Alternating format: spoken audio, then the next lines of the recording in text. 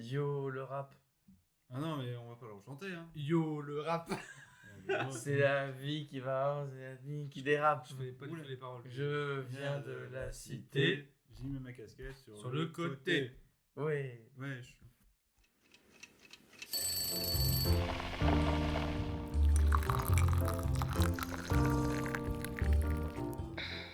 Et bienvenue sur ce Ciné-Déj numéro 5. Je me retrouve avec Terence, encore une fois. Bonjour. Et avec Armand, malheureusement. Mais je... Et bonjour, évidemment.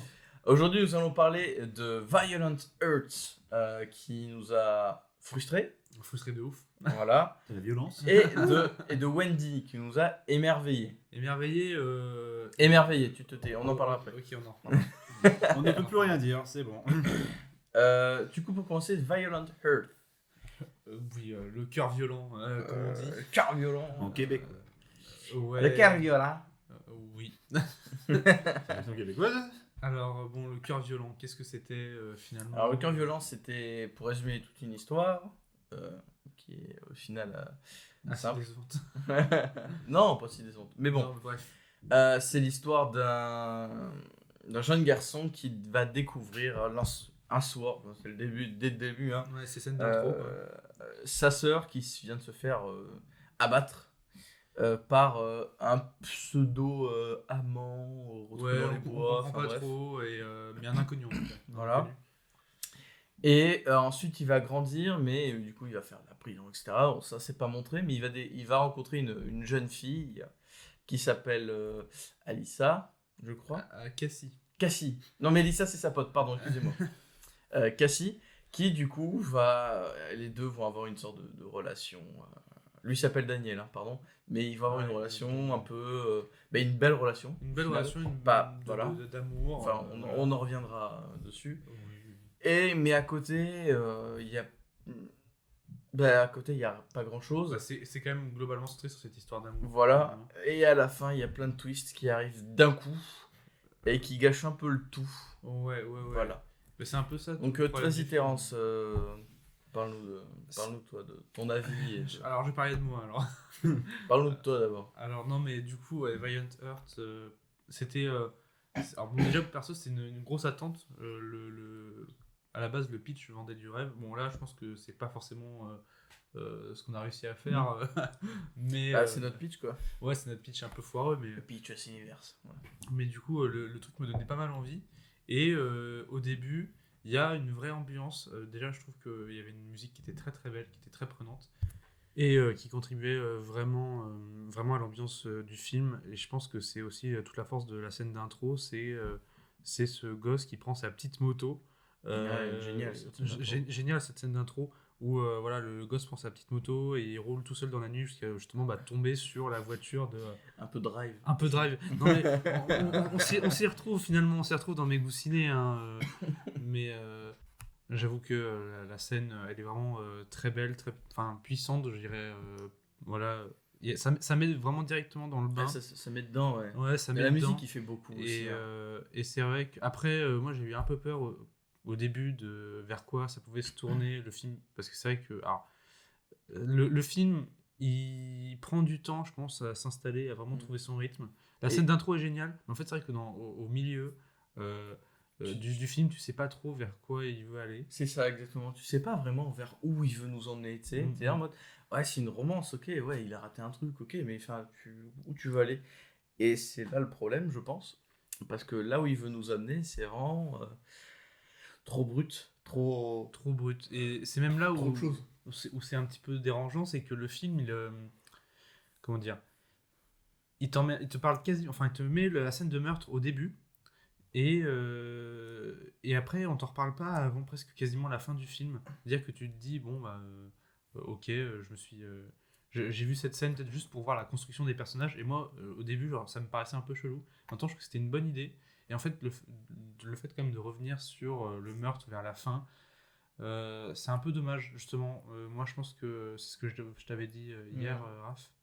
C'est que pour moi, quitte à reparler du meurtre qu'à la fin, je trouvais que c'était pas très intéressant et plutôt en fait faire un film sur le deuil plutôt que sur cette espèce de thriller un peu chelou qui se déclenche qu'à la fin. je comprends. C'est un peu dommage, quoi. Et mis à part la musique, est-ce que le film se démarque par autre chose? C'est par sa photo ou par sa La photo est belle. La photo est belle. Elle est belle, mais elle est pas. Elle est pas transcendante. Encore Non. une fois, il n'y a aucun film à part Wendy qu'on va voir qui a une Non, photographie Wendy, transcendante. non, abuse pas. Arrête avec Wendy. Il me saoule, mais bon, la photo de Wendy est magnifique, on verra ça après. En fait, voilà, c'est que le film est bien réalisé, la photo est bien, les acteurs sont bons, Ils sont très très bons. mais Franchement, vraiment, il y a une sorte de frustration dans le récit où à la fin, bon, moi je suis pas de ton avis dans l'idée où ça aurait pas dû être vraiment un truc d'amour. On en a eu je sais pas combien Ah dans le ouais, festival. mais je pense que ça pouvait être pas mal. Ouais, mais moi ça m'aurait saoulé Mm. parce qu'on en a eu beaucoup l'amour, le couple, machin, qui était en plus nul à chier. Hein. Je cite même pas Love is Love is Love, je cite pas des trucs genre je crois Lorelei qui est sorti il y a pas longtemps. Enfin, c'est vrai qu'on a vu il y a pas longtemps, pardon. Enfin, il y a des trucs comme ça, vraiment au bout d'un moment, t'en as marre. Enfin, moi personnellement, j'en ai marre des trucs, des romances un peu ratées pour Mais si rien. elles sont bien abordées après. Là, ouais, mais là c'est surtout que tu avais vraiment un récit qui était très sombre au final, même dans l'image, il n'y avait jamais de truc très lumineux. Non, mais Et l'ambiance, il y avait une c'était ambiance. sombre. Quand il fait jour, il pleut. Quand il fait nuit, c'est vraiment un truc très. Voilà, il y a des petites lumières, etc. Voilà. Mais Donc, il y a justement, je trouve que c'était là où le film il manque un truc, c'est qu'il avait cette ambiance qui était ultra oppressante, et en fait, c'était pour moi, ça aurait été vachement plus intéressant donc de pas faire cette fin thriller en mode ouais, alors le coupable c'était. Comment dire, et en fait, on a plutôt gardé ce truc comme voilà, c'est un événement passé qui a construit les personnages, et en fait, de voir comment ils évoluent et comment on vit avec ça en fait. Et je pense que ça aurait été un film vachement plus fin en faisant ça. Et c'est là où je suis un peu déçu, c'est-à-dire qu'en fait, tout le film, genre vraiment les trois quarts du film, c'est vraiment dans cette veine-là où on reparle quasiment pas du meurtre de la sœur, et c'est juste un élément que nous on sait, que les gens du coin dans lequel ils habitent, enfin, tout le monde sait ce qui s'est passé, et ça reste un petit peu le truc dont on n'ose pas parler. Et ça a été, et justement, ce truc, c'est pas de petite menace à moitié qui pèse Non, mais- sur ça. Moi, je trouve ça Ok. vachement plus intéressant. Mais je trouve. Enfin, oui, enfin, d'une certaine manière, oui. Mais le problème, c'est que tu fais pas une scène comme ça dès le début alors. Tu fais pas une scène aussi crue, aussi cruelle, aussi violente. Parce qu'il y a une énorme violence. Ah, je il y a une trouve, dans vraie la scène. violence dans la première scène, ouais. Elle est crue direct. Et tu fais pas un film aussi. Enfin, comme ça, tout le long après. Il faut quand même revenir dessus, je trouve. Mais par contre, il a mal fait. Ouais, il a il a mal très mal amené fait, à très coup mal de fait. twists totalement improbables et totalement. Voilà, qui m'ont dégoûté. Mais ceci dit, il y avait quelque chose à faire sur euh, la nature même profonde de la violence. Ouais. C'est vrai que Voilà. la violence, finalement, elle est assez peu abordée. Ouais, ça s'appelle quand même Violent Hurt. Et finalement, Le seul truc violent, c'est Daniel qui a des pulsions de colère. Ouais, Daniel, et Waouh. encore, c'est quand même, ça prend du temps avant Putain. qu'il se mette un petit peu en colère. Ouais, et la seule fois où il se met en colère, c'est contre le mec du bar. La deuxième fois, c'est qu'il tue un mec. Bon, voilà. Waouh. Niveau Niveau évolution, on est niveau quand même. évolution, c'est quand même très très rapide. Hein. Le mec, au début, il pousse un gars, puis juste après, il en étrangle un. Donc, Ouais, j'avoue, c'est. Attention, je suis violent. Mais t'inquiète pas, je peux faire avec. Ah enfin, ouais, non, pas trop quand même. Non, mais c'est vrai que, en fait, ce qui est vraiment raté, c'est cette fin qui, alors, je pense sincèrement que le réalisateur, il savait pas comment finir son film, et il voulait essayer de vraiment faire une conclusion où t'as tout, t'as pas. En fait, c'est voilà, ce que j'avais dit, c'est que moi, je pense que ça aurait gagné à avoir beaucoup plus de non-dits. Et en fait, il fait une fin assez explicative, et je pense que c'est là où le film perd vraiment en force. Et la fin, je veux dire, on s'est regardé à la fin du film, moi j'ai dit, mais putain, mais quel dommage, Frustré. quel dommage de gâcher le film à cause de cette fin, quoi.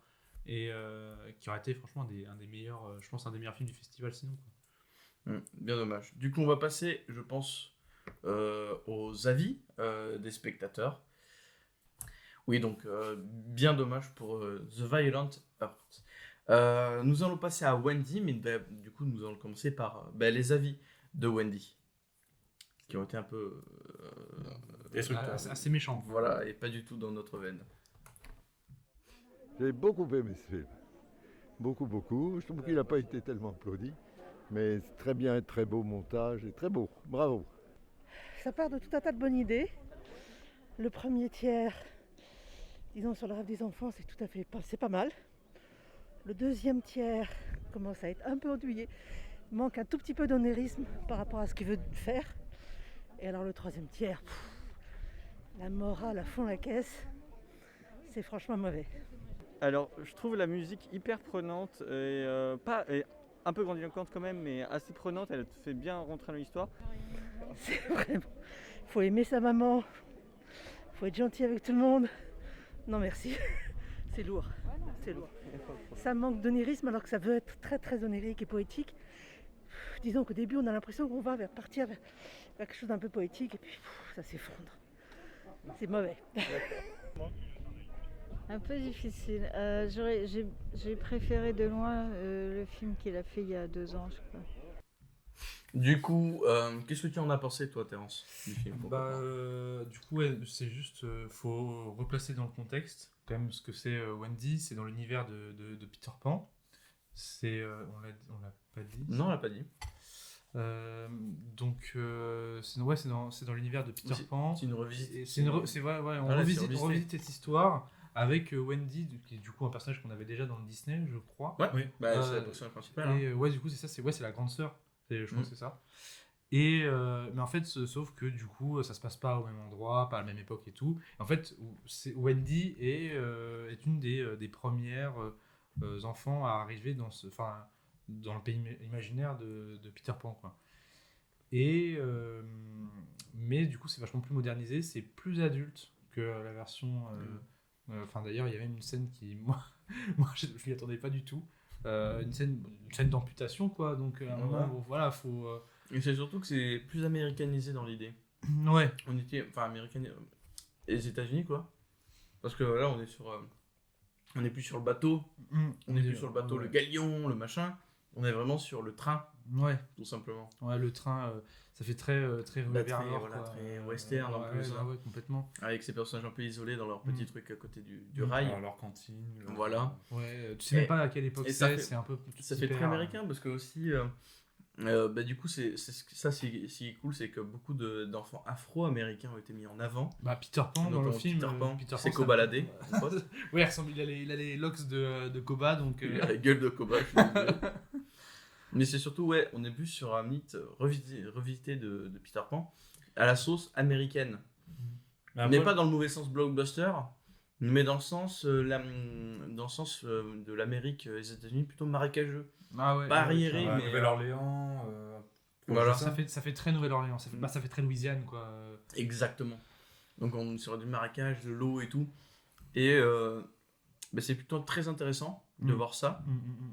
Et que ça soit mis en avant de cette manière-là. Ouais, parce que du coup, c'est vrai que dans Peter Pan, l'original, c'est même c'est pas blanc. Du tout ça. Ouais, c'est très très blanc, puis c'est une famille de Bourges anglaise, donc c'est vrai qu'on ne partait pas du tout du même postulat. Dans la ville moderne, pour se partir sur une île fantastique, ouais, que de la forêt, que de l'eau. Alors que du coup, et là, on part en fait déjà de pas grand-chose pour arriver à pas grand-chose. Donc finalement, après, voilà, moi ce que j'ai surtout beaucoup aimé dans le film, c'est ce côté un peu plus adulte du truc. Et en fait, les thèmes qui sont déjà sous-jacents dans Peter Pan de Disney, qui sont plus explicites et plus approfondis dans cette version-là. Et voilà, la peur de vieillir et a fortiori la peur de mourir. Le déterminisme. Le déterminisme, c'est des trucs comme ça. Voilà, c'est vrai qu'on a aussi la naissance de Capitaine Crochet et de son équipage, c'est aussi voir d'où ces personnes viennent. Très bien fait. La naissance de personnages, en fait. Ouais. Avec la mer, le poisson mer, la mer qui est l'origine, en fait. Ouais, en fait, c'est un film ultra intéressant qui a quand même pour moi de grosses faiblesses. C'est parfois un peu cliché. Et quelques longueurs. Quelques longueurs. Quelques longueurs qui sont très, voilà, on peut le dire. Moi, j'ai un peu sommeillé. C'est compliqué, on a dû enchaîner. On doit enchaîner les films, mais en soi, pour moi, c'est pour l'instant un des meilleurs films qu'on ait vu à Deauville.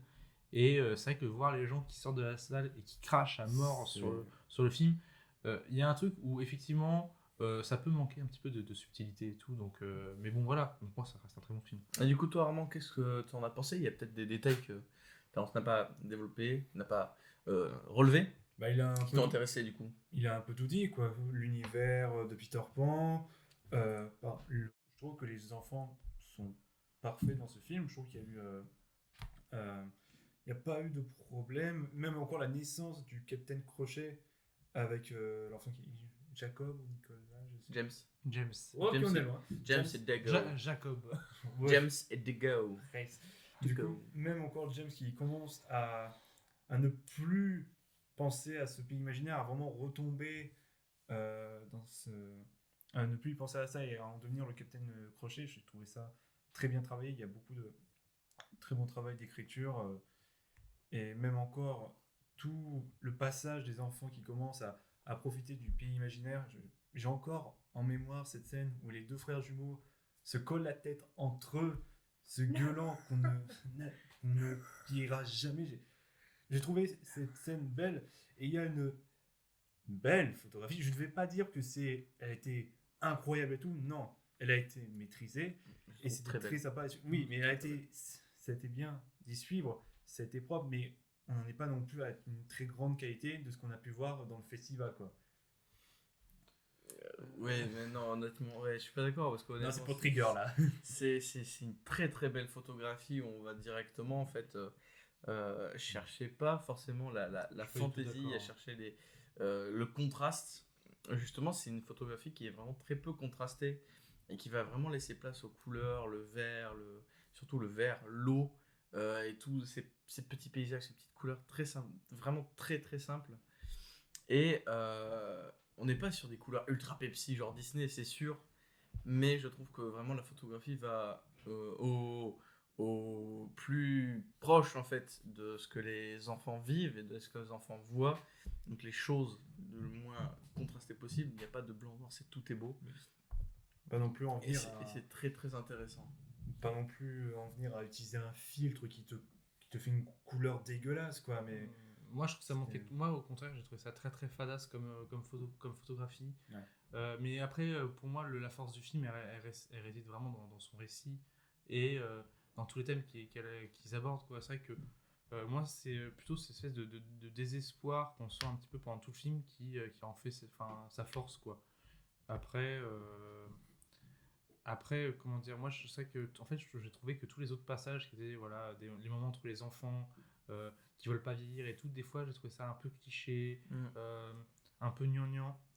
Et Forcément, voilà, oui. quoi. C'est vrai que pour moi, les meilleurs moments, c'était les moments où, en fait, justement, tu avais ces enfants qui se rapprochaient de la vieillesse et du fait de grandir parce qu'ils commençaient à douter ou commençaient à avoir peur. Parce que c'est ça, en fait. Si tu doutes et si tu as peur, tu commences à vieillir. Et c'est vrai que c'était super intéressant d'aborder ce truc-là. C'est ça. qui se résout sur le fait que le pays imaginaire n'est pas vraiment imaginaire au moment où on en arrive à cette scène très directe de... Ouais, de l'amputation.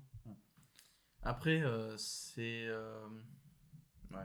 voilà, c'est la vieillesse. Donc le problème, c'est que comme on avait parlé, c'est vraiment ce choc, les chocs qu'un enfant peut vivre le font vieillir Le traumatisme. très vite, le font devenir un peu plus mature très vite, et du coup le problème de Capitaine Crochet, etc.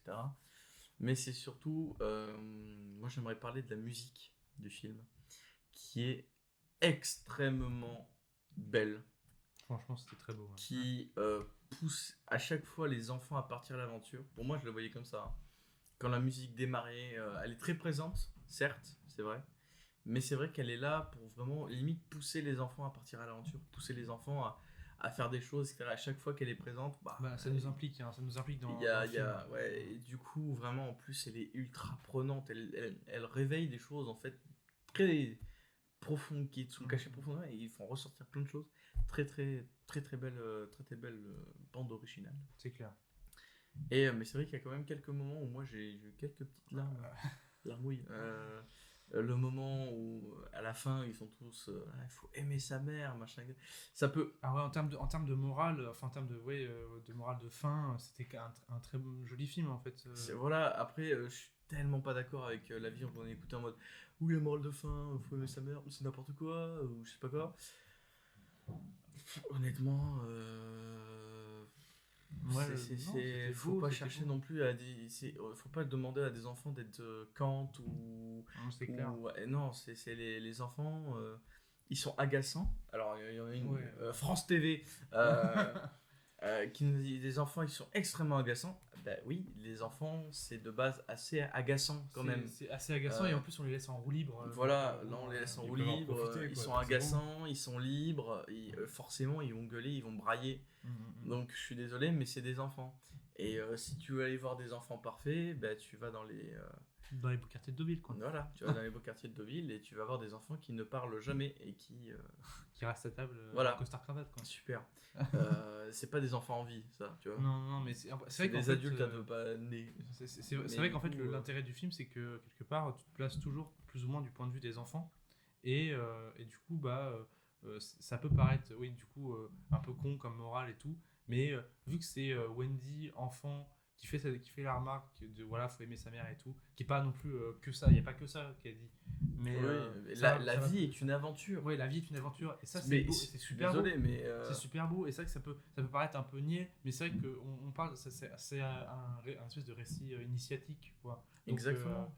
donc c'est ultra intéressant d'avoir cette remarque d'enfant qui peut, enfin, autant s'adresser donc à des enfants qu'à des adultes qui peuvent à un moment se dire putain mais il faut que je me bouge le cul pour faire ce que j'ai envie de faire dans ma vie. Donc c'est beau. Voilà. Tu as quelque chose à ajouter, Armand? Non, bah, vous avez tout dit. Hein.